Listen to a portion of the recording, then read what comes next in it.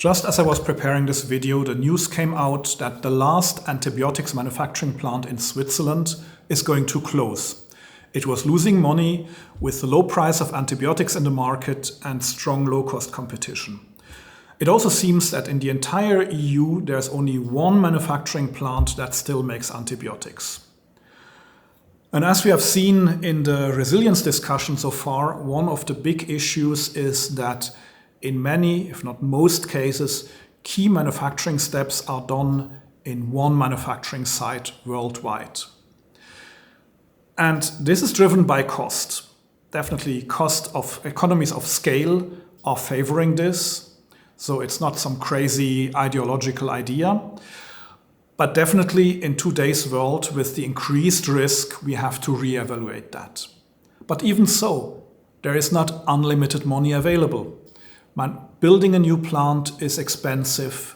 Transferring products to a new plant is expensive. So companies will have to consider their priorities.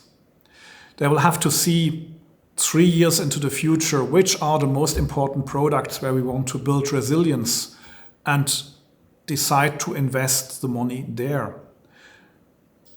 That means we are not going to achieve, I think it would be really unrealistic to expect full resilience, dual sourcing for most of the pharmaceutical products.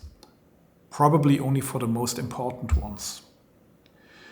On the other hand, of course, we have governments who are interested in getting more security of supply.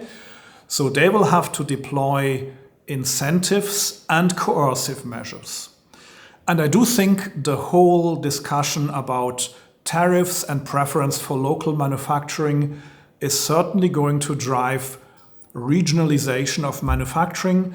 But as said, it can do so only to the extent that it is economically viable for the companies. And I also expect contract manufacturing to gain importance in that, because it can be extremely expensive to build a new plant. And from what I have seen myself visiting manufacturing plants, my feeling is that there is overcapacity. So contract manufacturing seems like a good solution where several companies in the end share a facility. In any case, this is going to be a topic of highest importance for pharmaceutical companies going forward. And it's going to drive a lot of investments and a lot of changes in the supply chain. Don't expect that there will be full resilience in the pharmaceutical supply chain.